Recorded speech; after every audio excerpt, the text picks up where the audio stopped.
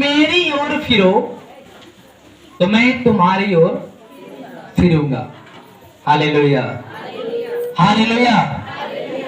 अभी 4 साल हो गया, लेकिन हम फिरने वाले बस इस कान से सुनेगा और इस कान से निकालेंगे। हालेलुया। जिद कैले हिला तब वो छोड़ा ना सुरती कसम खिले फिरो तो मैं तुम्हारी ओर फिरूंगा। सेनाओं की हवा के ही 5 साल पहले से मत अब गिना, 10 साल होगा मत गिनो। आपके अंदर क्या बदलाव हुआ ये देखो, आपके अंदर क्या बदलाव हुआ ये देखो कि अभी तुम्हारे अंदर जो बुराई रही गई है क्या कोई? प्रभु ने साफ से बोला है कि दुष्ट अपनी चाल चलन को छोड़कर यहोवा की ओर क्या करे? फिर जाए। तब वो क्या करेगा? दया करेगा, चंगाई मांगा थिला, लेकिन गलती छोड़ब ना। कैसे होगा? गलतियां पे गलतियां करते जाओगे, गलतियां पे गलतियां करते जाओगे तो परमेश्वर कभी भी आपको माफ। उड़ाऊ पुत्र का आपने दृष्टांत पढ़ा होगा। किसी मनुष्य के 2 पुत्र थे, एक बड़ा एक छोटा। हालेलुया। और छोटा वाला ने अपने पिता से क्या मांगा कि मेरा संपत्ति मेरा भाग मुझे दे दो, मैं परदेश चला जाऊंगा कमाने के लिए। जब वो कमाने चला गया मेरे भाई बहनों, तो उसकी संगति कैसे लोग से हो गई? बुरे लोगों से, बुरा काम करने वाले, बुरी सोच कर रखने वाले। रात रात तक वो जाकर अपने बाप की जो प्रॉपर्टी को बेचकर सब पैसा ले गया था परदेश कमाने।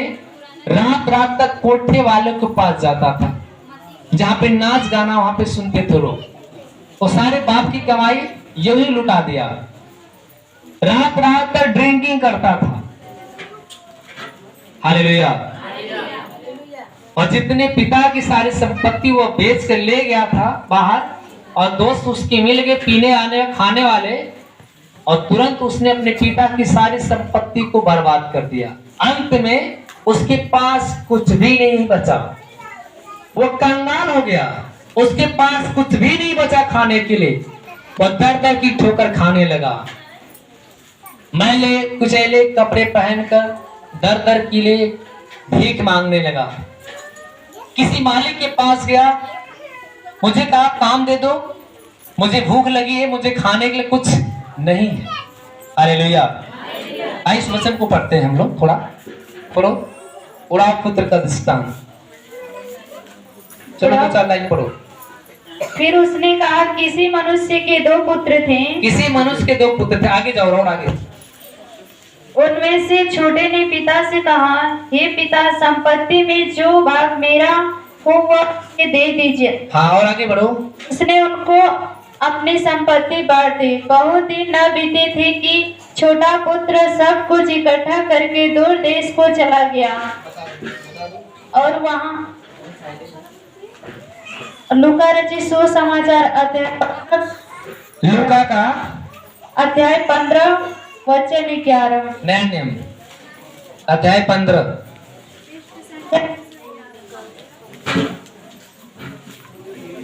बहुत दिन न बीते थे कि छोटा पुत्र सब कुछ इकट्ठा कर और वहाँ कुकर में अपनी संपत्ति उड़ा दी।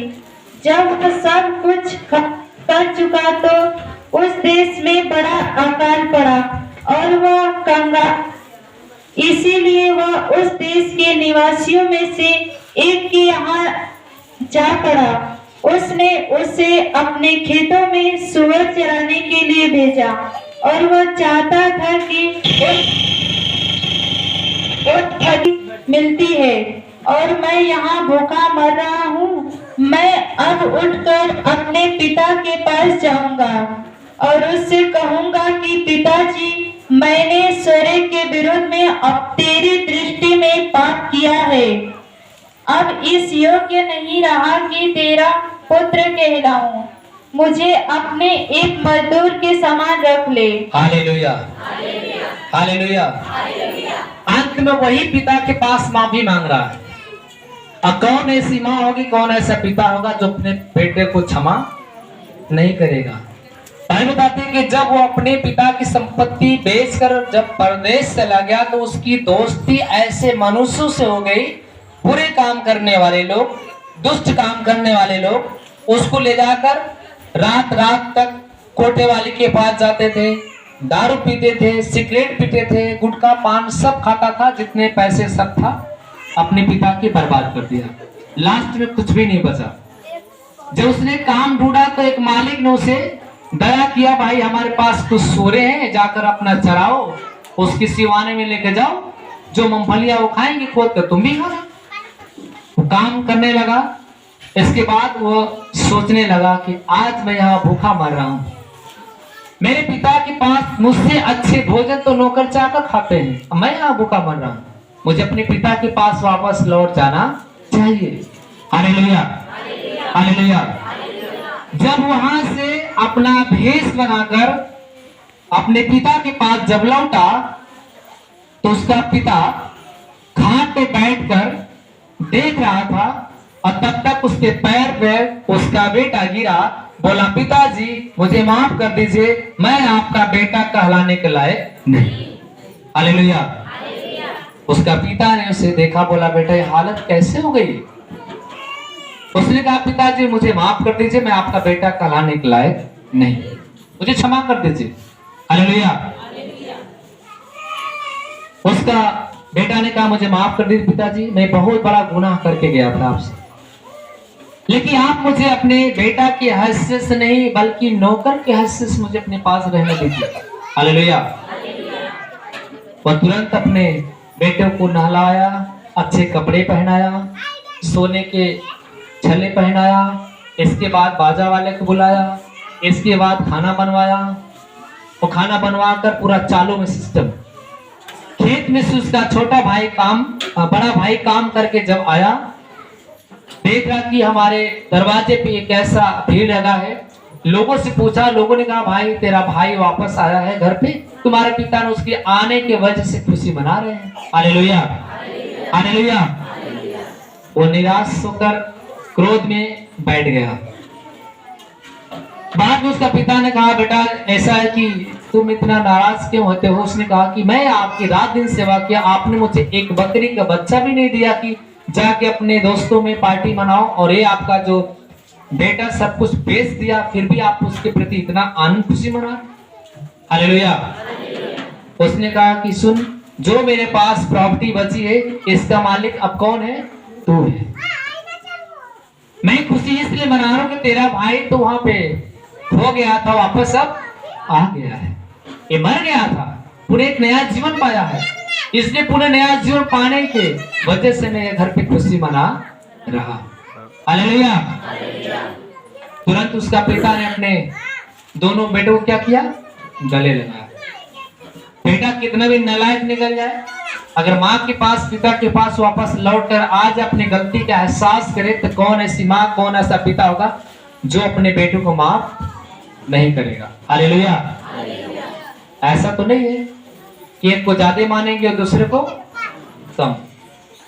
माँ पिता का प्यार दोनों के एक समान होता है। वैसे प्रभु कहता है कि दुष्ट अपने दुष्टता को छोड़कर, अधर्मी जो विचार को छोड़कर, चाल चलन को छोड़कर यहोवा की ओर फिरेगा तो यहोवा क्या करेगा? उन्हें दया करेगा। हालेलुया। हमारा प्रभु दया करने वाला परमेश्वर, वो दया करने वाला है। बस हमें अपने अपने गलती का क्या करना है? एहसास। हाँ प्रभु हम आपके नजर में गुनाहगार हैं, जो गुनाह हमें नहीं करना चाहिए था वो मैंने रात दिन किया है, मैं तेरे सामने खड़ा होने के लायक नहीं। जब आप ऐसा कहोगे तो परमेश्वर आपको धर्मी बनाता जाएगा, और एक दिन आप ऐसा धर्मी बन जाओगे जिसके लिए प्रार्थना करोगे वो आपकी प्रार्थना प्रभु सुन लेगा, जिसके लिए दुआ करोगे चंगे हो जाएंगे लोग। Hallelujah, hallelujah. धन्यवाद प्रभु यीशु, धन्यवाद परमेश्वर। हालेलुया, धन्यवाद प्रभु यीशु, धन्यवाद परमता परमेश्वर।